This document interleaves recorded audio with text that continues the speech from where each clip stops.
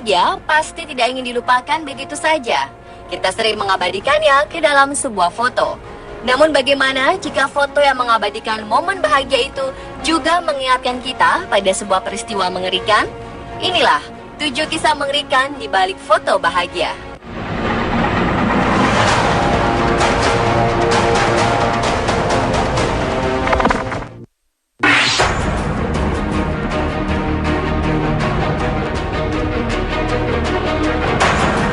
Kenaikan kelas biasanya diabadikan dengan membuat foto seluruh anggota kelas. Beberapa sekolah juga membuat buku tahunan dan mengabadikan foto-foto bahagia murid-murid dan warga sekolah lainnya.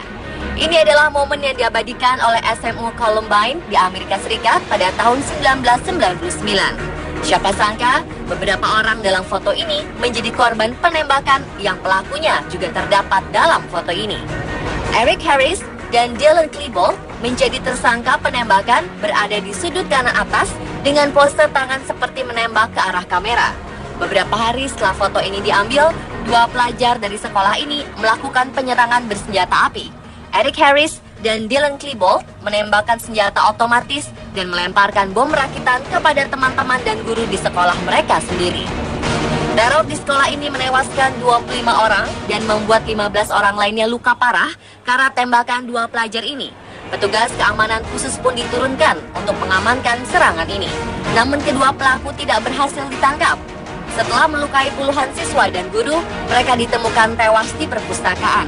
Pemeriksaan polisi menyatakan kedua siswa ini melakukan aksi bunuh diri setelah apa yang mereka lakukan di sekolah.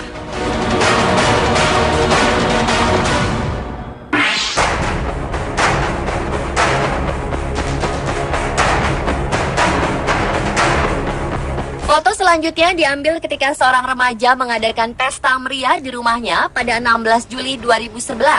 Semua teman-temannya diundang ke pesta itu. Namun ada beberapa teman Taylor Hadley, sang tuan rumah pesta, yang heran dengan keanehan ini. Pasalnya, mereka tahu betul kalau orang tua Taylor terkenal galak. Namanya remaja, kecurigaan itu tidak menjadi masalah buat mereka. Dengan gembira, remaja seumuran Taylor berbondong-bondong datang.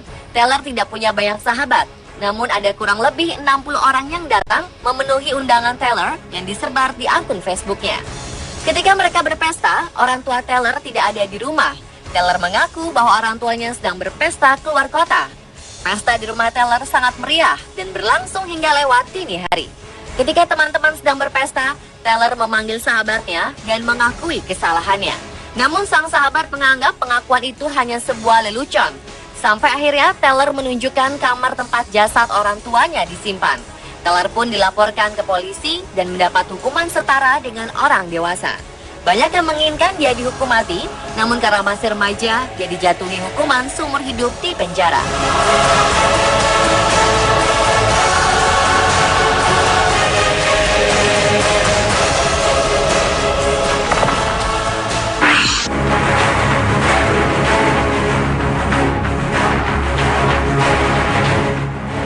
November 1963 merupakan momen yang mengerikan bagi warga Amerika Serikat.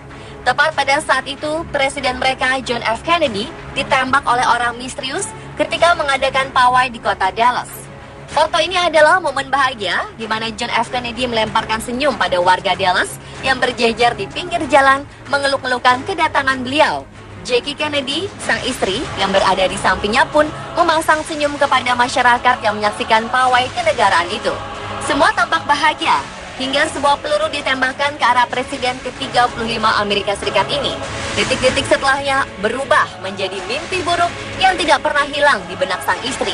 Tembakan demi tembakan diluncurkan ke tubuh suaminya. Salah satu tembakan mengenai kepala Kennedy hingga membuat tengkoraknya pecah. Sang istri yang panik sempat memanjat mobil untuk mengambil pecahan tengkorak suaminya dan berteriak-teriak. John F. Kennedy sempat larikan ke Parkland Memorial Hospital. Namun pertolongan pertama gagal dilakukan. Pihak rumah sakit secara resmi menyatakan bahwa Presiden Amerika Serikat telah tewas akibat penembakan tersebut.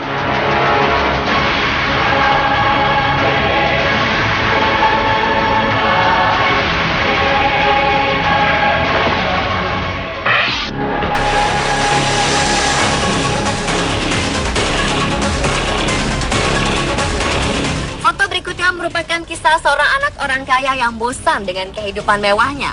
Christopher McCandless merupakan anak seorang insinyur kaya yang memiliki perusahaan besar. Selain kaya, Christopher juga pintar di bidang akademis. Dia berhasil mendapatkan indeks prestasi kumulatif 3,72 dari jurusan sejarah dan antropologi. Akhir Juni 1990, Christopher membawa harta miliknya dan menjauh dari kehidupan sosialnya, termasuk keluarga dan sahabat-sahabatnya. Dia membuang semua identitas keluarganya dan tidak membawa alat komunikasi apapun agar tidak dideteksi oleh keluarganya. Beberapa lama ia berkelana di alam liar, menjadi pemburu untuk memenuhi kebutuhan pangannya, hingga akhirnya dia mendokumentasikan sebuah foto yang menunjukkan bahwa dia bahagia. Dalam foto itu ada sebuah pesan yang bertuliskan, "Saya memiliki kehidupan yang bahagia dan terima kasih kepada Yang Maha Kuasa. Selamat tinggal dan semoga Tuhan memberkati kita semua."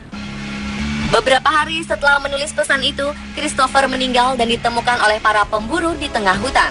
Menurut visum yang dilakukan, kematian Christopher disebabkan oleh kelaparan dan keracunan makanan.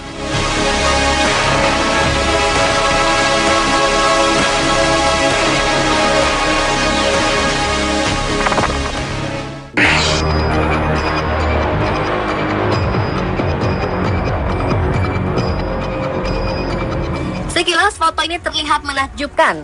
Seseorang bisa menangkap momen orang yang sedang melayang di atas gedung tinggi. Orang di dalam gambar juga menunjukkan wajah cerianya ketika melakukan aksi yang indah ini. Namun siapa sangka foto yang indah ini merupakan foto terakhir Pavel Kashin, seorang atlet freerunner dari Rusia. Pavel merupakan freerunner yang sangat berbakat. Dia sering melakukan aksi-aksi berbahaya di tempat-tempat ekstrim, seperti di atap gedung bertingkat ini. Namun kali ini Pavel melakukan kesalahan yang fatal hingga tidak bisa mendarat dengan sempurna di tepi bangunan. Sesaat setelah foto ini terekam, Pavel jatuh dari gedung berlantai 16 itu. Atlet berbakat ini pun harus membayar nyawanya sendiri untuk gambar yang indah ini.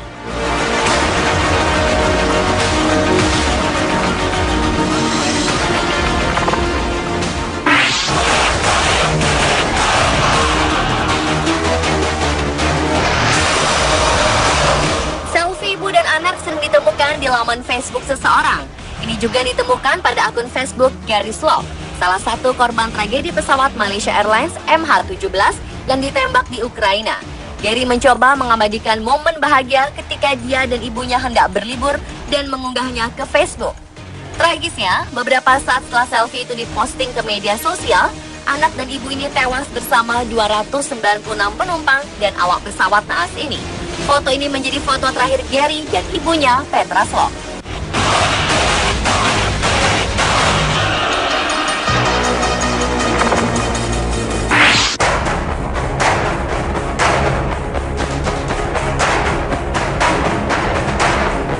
Foto keluarga kebanyakan diabadikan oleh sang ayah, sama seperti keluarga Renaldo Daksa, seorang politikus di Filipina.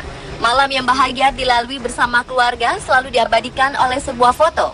Namun foto ini merupakan karya Renaldo Daksa yang terakhir bagi keluarganya. Sebagai seorang politikus, pasti ada saja yang tidak menyukainya dan menginginkan kematiannya.